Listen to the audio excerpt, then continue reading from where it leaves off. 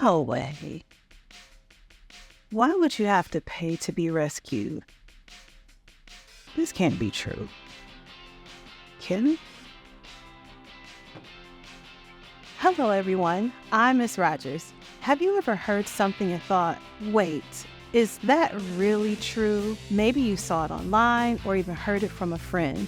Well, today, I'll show you a cool way to be a detective and find out for yourself.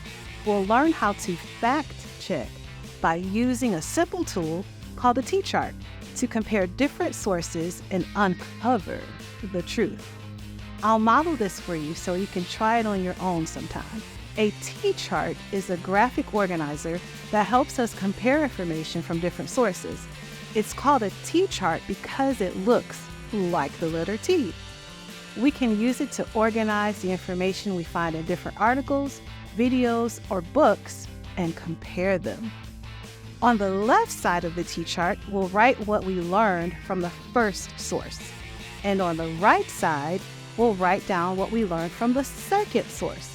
This will help us see if both sources say the same thing or if there are differences.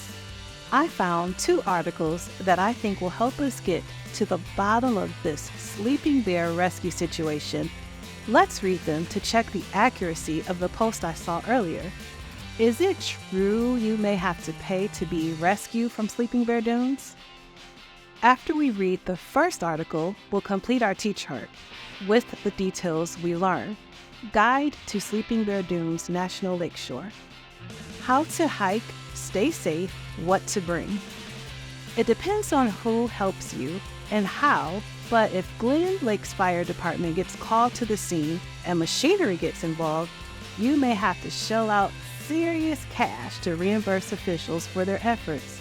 A sprained ankle at the top of an overlook, for example, probably wouldn't cost you, Glen Lake's Fire Department Chief Brian Ferguson said.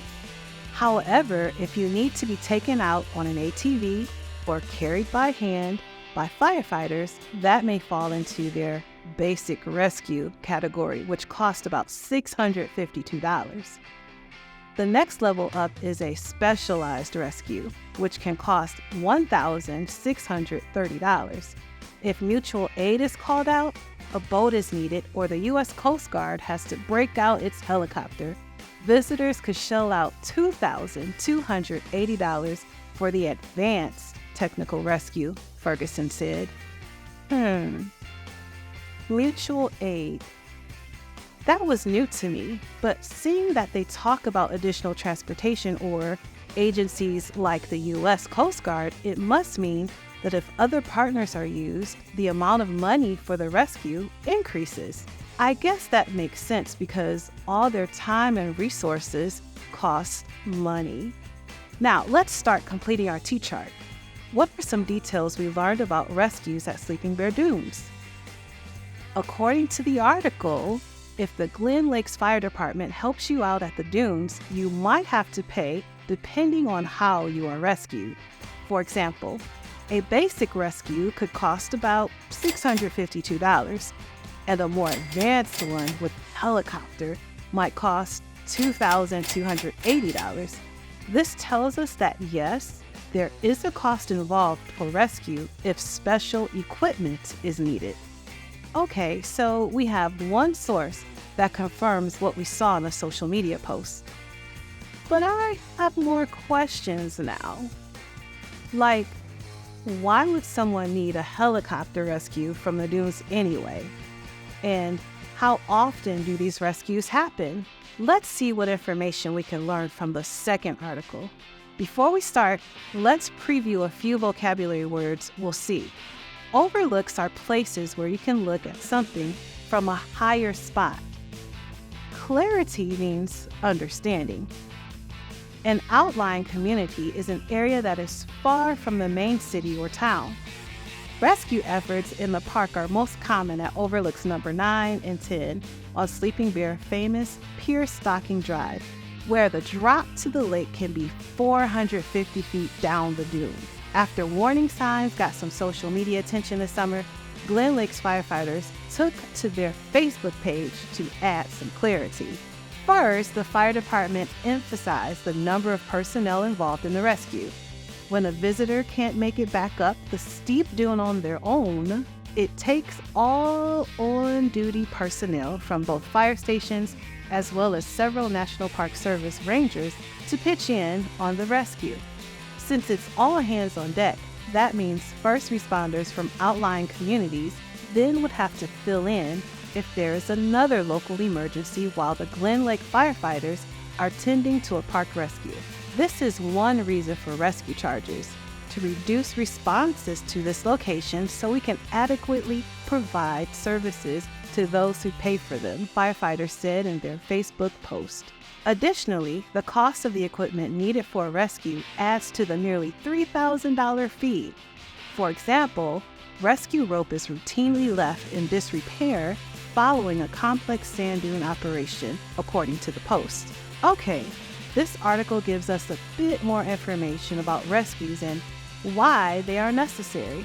Rescues at Sleeping Bear Dunes can cost up to $3,000, especially for rescues at overlooks number 9 and 10. The reason for the high cost is because it takes a lot of firefighters and equipment to help people get back up the steep dunes. And the cost helps make sure they can still respond to other emergencies in the area. Now that we've filled in the T-chart, let's compare what we've learned from both articles. Both sources agree that you may have to pay if you need to be rescued at Sleeping Bear Dunes. Article 1 lists the specific costs for different types of rescues, like using an ATV or a helicopter. Article 2 doesn't give costs for specific types of rescues, but it gives more info about why rescues at Sleeping Bear are needed and why they can be expensive. Using a T-chart like this helps us understand important details. In this case, we now know that people might have to pay to be rescued at Sleeping Bear Dunes because rescue requires a lot of resources. Both articles tell us that there's a cost, and by cross-referencing the two texts, we get a clearer picture of why the cost is so high. So I guess the video I saw online was true after all. Learning how to cross-reference information is important because not all sources will say the same thing. By comparing information we find from multiple sources, we can make sure that what we've learned is accurate and complete. Next time you're watching or reading something, try using a T-chart to help you organize and check the information you hear. It's a great way to be sure that what you've learned is true. See you next time.